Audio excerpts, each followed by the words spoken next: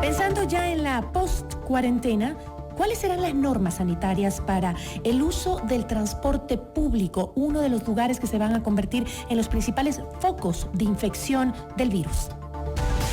La entrevista a la carta, en diálogo directo con los protagonistas de los hechos. Nos acompaña a esta hora Edison Llanes, él es gerente de Metro Quito y también experto en movilidad. Edison, ¿cómo está? Un gusto. Buenas tardes, Gisela, un gusto también. Espero que todos se encuentren muy bien y con salud, que es lo que más necesitamos en estos momentos. Hace poco estuvo aquí con nosotros justamente el ex director de la Agencia Nacional de Tránsito, que también es un experto en temas de movilidad, y nos planteaba lo que hoy vamos a conversar con usted, el tema de cómo volvemos a la cuarentena y cómo hacemos buen uso del transporte público, que obviamente siempre ha sido un foco de tremenda congestión, no se diga ahora también con el coronavirus, pues se podría convertir en un foco de contagio también por la acumulación de gente. Y nos planteaba algunas alternativas. ¿Cómo vamos a regresar a la normalidad ahora? Usted, que es autoridad del municipio, autoridad de movilidad, ¿cómo cree que deberíamos hacer ese regreso a la normalidad en la utilización del transporte? Hemos realizado un plan en varios países de Latinoamérica y en el mundo que están tomando los planes para poder reactivar y volver a esta nueva normalidad del transporte público. Una de las normas más difíciles de lograr es el distanciamiento social. No solo en los buses en Quito tienen una norma y una concentración muy alta de 8 pasajeros por metro cuadrado, que realmente es imposible de mantener. Y para lograr un distanciamiento social hemos logrado estructurar unos modelos que tenemos que señalizar al interior de los buses, de las paradas y las estaciones. Lo primero en los buses es tener máximo una capacidad de 3 pasajeros por metro cuadrado. Es decir, el metro pasa de llevar 1.500 personas a llevar 900. Los buses de articulados y articulados pasan de llevar 180 o 210 a llevar 90 y 100 personas. Y los buses convencionales tienen un tope máximo de 47 o 48 personas, dependiendo el tamaño del vehículo y el tipo de carrocería. Esto lo que genera es que tengamos una gran cantidad de demanda que no puede ser atendida. Y se requiere trabajar en la implementación de carriles exclusivos en los tramos de alta congestión para que los sistemas de transporte público puedan moverse rápidamente y evitar que el 70% de la ciudad, que es quien usa transporte público, deba o pueda sufrir un contagio. Digamos que esta es la parte sencilla de la ecuación. La parte complicada es cómo mantenemos, por lo menos durante un año, todas las medidas y normas de sanitización que se requiere para que el transporte público pueda operar de la manera adecuada y evitar que haya un rebrote o se vuelva un foco de contagio. Ahora, Edison, me gustaría ir una por una. En cuanto al, usted habló de crear carriles, ¿se refiere a crear carriles exclusivos para que la gente se movilice más rápido? No todos se vayan en el metro, no todos se vayan en diferentes líneas, sino que se distribuya a la población que se moviliza en la ciudad de diferente manera. ¿Eso es? Los carriles exclusivos son para el sistema de transporte público. Las personas que, por fortuna, de una u otra manera, se tienen auto particular, pueden estar en su auto sin tener contacto, porque están básicamente ellos y máximo una persona de confianza. Así es. Las iniciativas de carro compartido y todo van a ser muy difíciles de implementar, porque si antes con la normalidad no se lograba tener carro compartido, ahora peor.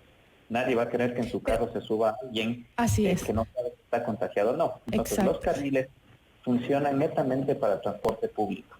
La ciudad está por gente, Gisela, no por autos. Entonces la prioridad es mover el 70% de gente que se mueve en transporte público, dando las facilidades necesarias para que los buses que no tienen que ir a su máxima capacidad, el trolebús que no puede ir a su máxima capacidad, y el metro que tampoco puede ir a su máxima capacidad, puedan circular de forma expedita en la ciudad y tener menores tiempos de viaje para poder alcanzar a hacer un retorno de la flota de transporte y poder atender esos viajes que están estancados. Ajá. ¿Y cómo vamos a limitar el ingreso a estos sistemas de transporte público de las personas que normalmente a diario necesitan movilizarse? ¿Cómo controlamos que no la usen masivamente como cuando eso es lo normal día a día en Quito? Ahí tenemos que acelerar muchísimo, y es lo que estamos trabajando con todas las empresas involucradas en el área de transporte, controles, con Secretaría de Movilidad, porque los procesos tecnológicos tienen que implementarse de forma inmediata. Es decir, el sistema de recaudo y el sistema de control y acceso a estaciones y a buses tiene que ser sí o sí montado de forma inmediata antes de salir de esta emergencia, porque caso contrario no vamos a poder controlar que la gente se suba a los buses o entre a las paradas de forma aglomerada. ¿Esos sistemas de tecnología van a limitar el ingreso de las personas?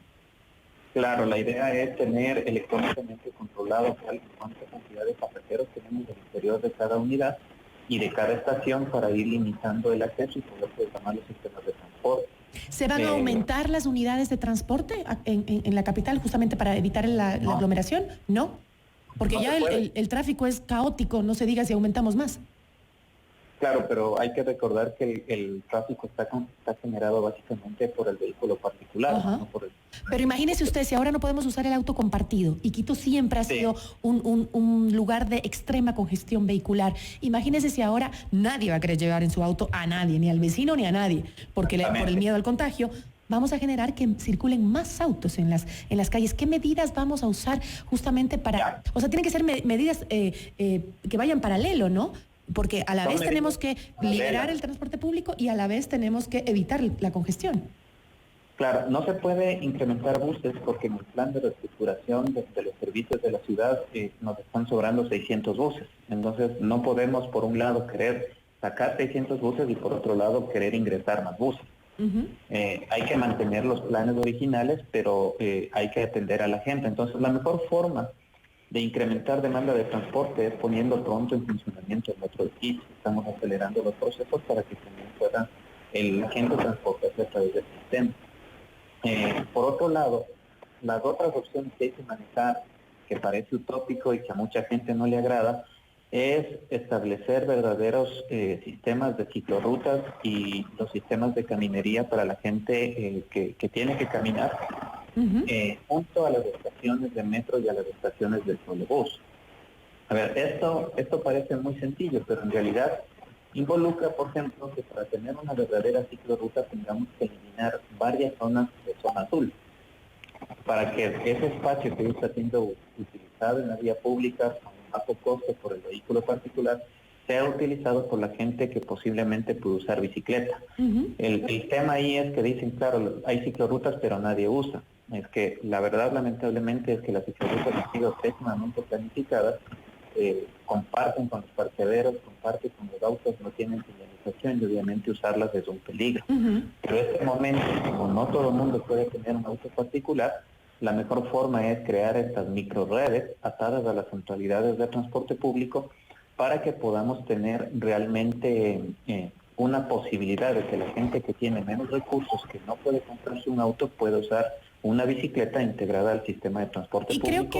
Con la capacidad de bus. Y creo también, Edison, que hoy en día las personas pensamos ya distinto. O sea, creo que por más que obviamente todos tenemos la necesidad de movilizarnos, pero aquellos que usamos el transporte público ya pensaremos 2 veces a ver si nos subimos o no por el riesgo que esto podría implicar. Entonces mucha gente va a decidir, no, voy a optar por la bicicleta, aunque no me guste, aunque me dé pereza, pero vamos a tener que optar, vamos a cambiar totalmente nuestra forma de pensar, nuestra forma de actuar, nuestra forma de movernos, porque nos va a tocar vivir con esto. Entonces, todo está cambiando. Es una nueva normalidad, Cela. ¿Por qué? Porque también involucra esto una inversión para la ciudad. Tener ciclorrutas y sistemas de caminería que estén perfectamente habilitados y que sean seguros es la parte principal donde hay que trabajar. No es posible decirle a la gente usa bicicleta si es que no tienes una infraestructura que realmente proteja al ciclista. No se puede decirle a la gente que camina 500 metros si tenemos aceras que están cortadas, aceras que tienen obstáculos, que no tienen iluminación y que no permite garantizar la seguridad del ciudadano. Le voy a pedir un favor para continuar con la... tengo un problema con el sonido, que parece que usted cada vez que se mueve está rozando su micrófono con algo. Esto de la tecnología hay que irnos adecuando también todos, porque se mueve y me genera un ruido, un ruido extraño. No sé si... Me dicen que puede tomar el teléfono. Edison me dice que puede tomar el teléfono, que tal vez nos genere menos molestias. Intentemos ahí, de pronto estaba justo el conector en el estilo de la mesa y estaba generando un inconveniente. Ah, ok. Ahí está mejor, ¿ya? Ya, ok, listo. Muchísimas gracias. Hablábamos de que teníamos el municipio tiene que trabajar en generar rutas para bicicletas seguras, justamente para adaptarnos a esta nueva vida, a esta nueva forma de movilidad cuando salgamos de la cuarentena. En este momento, ¿ya el municipio está invirtiendo en ello? ¿Está trabajando? ¿Están en qué periodo? ¿En la planificación de estas rutas? Las rutas están planificadas, hemos estado trabajando los meses anteriores, porque es necesario unir la bicicleta pública y la bicicleta privada con el metro. Por ejemplo, dentro del bus del metro no existen estaciones para dejar las bicicletas, no hay esos parqueaderos. Y lo lógico es que existen esos parqueaderos, tenemos que construirlos y tenemos que hacer que sea viable usar la bicicleta. Hay que iluminar las zonas cercanas a las estaciones para que sean seguras, para que podamos tener la posibilidad de que a la hora que sea estoy seguro con cámaras, con guardias, con seguridad que permita al usuario. Edison, qué pena, seguimos con el mismo problema de audio. No sé si podemos cambiar para seguir porque el tema es importante y no nos queda mucho tiempo. Perfecto, ahí mejor. Perfecto. Tenemos entonces ya la planificación lista. Ahora, una cosa que se me ocurría pensando y hablando de este tema es que también esto tiene que ir coordinado de la mano con autoridades del Ministerio de Trabajo. Por ejemplo, el dividir las horas en que la gente inicia, porque hoy en día tenemos horas pico, ¿por qué? Porque todo el mundo llega a trabajar en la mañana a la misma hora. Entonces todo se congestiona, el transporte, el tránsito, todo. Entonces también habría que cambiar el ingreso no solo de los trabajadores a los trabajos, sino también de los niños a las escuelas. Todo eso tiene que cambiar, ¿no? Tenemos que diversificar los horarios para no generar un momento de congestión específico. No solo los horarios, siempre hemos conversado de las bandas horarias, que es desplazar el ingreso y salida de las empresas públicas, privadas, escuelas, colegios, sino también pedir a la empresa salir un poquito de la zona de confort, mantener el tema de teletrabajo en medida de lo posible y buscar que los días de descanso de Quito no sean necesariamente sábado y domingo. Vamos a tener que encontrar la forma de que los días de descanso obligatorios por el Código de Trabajo y demás se pueda distribuir un grupo el lunes, y otro grupo el martes, otro grupo el miércoles y quizás el domingo sí parar todos normalmente. Pero esta nueva normalidad nos pide que hagamos todo el esfuerzo necesario. La ciudad la tratamos entre todos. Lamentablemente este no es un tema solo de movilidad, es un tema de salud y en este momento no hay ni pobres, ni ricos, ni cholos, ni indios. Todos tenemos que trabajar para sacar adelante y buscar tener la empatía para entender la necesidad del otro, porque caso contrario, si tratamos de reactivar la ciudad en un solo golpe, lo único que vamos a tener es una mayor cantidad de contagios y ahí no va a haber plata que alcance. Así es. Ahora, Edison, usted mencionó que para activar esta ciclorruta que ya está diseñada por el municipio, se van a eliminar parte de la zona azul. ¿Esto va a ser en qué sectores o en toda la ciudad? Porque también en Quito se necesitan parqueos, ¿no? Hay un déficit de parqueos en la capital. Hay muchos frentes que trabajar.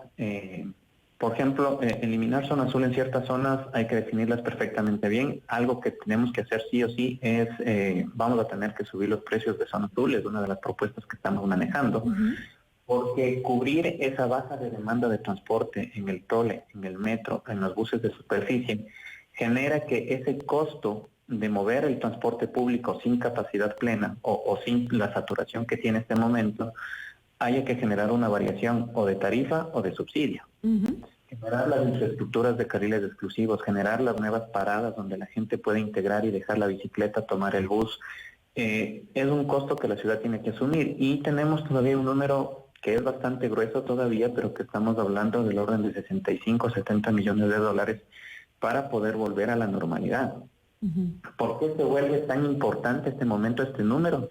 Porque esa política de subsidiar o variar a la tarifa la necesito urgente para poder lanzar el concurso de operación del metro.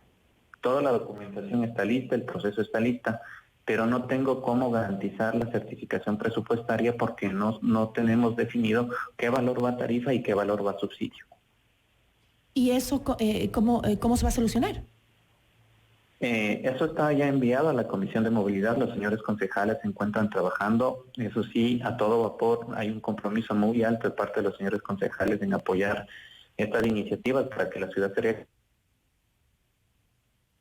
Uy, parece que hemos perdido estamos perdiendo el audio, pero en todo caso ya tenemos que cerrar la entrevista. Yo le agradezco muchísimo por habernos acompañado. Edison Llanes, gerente de Metro Quito y experto en movilidad. Como usted decía, pues tenemos todos que contribuir a este cambio de vida que se nos viene encima luego de la cuarentena para poco a poco intentar volver a una normalidad nueva. Como decía usted, la llamó una nueva normalidad y eso me parece muy válido, ¿no? Porque las cosas nunca más van a volver a ser iguales.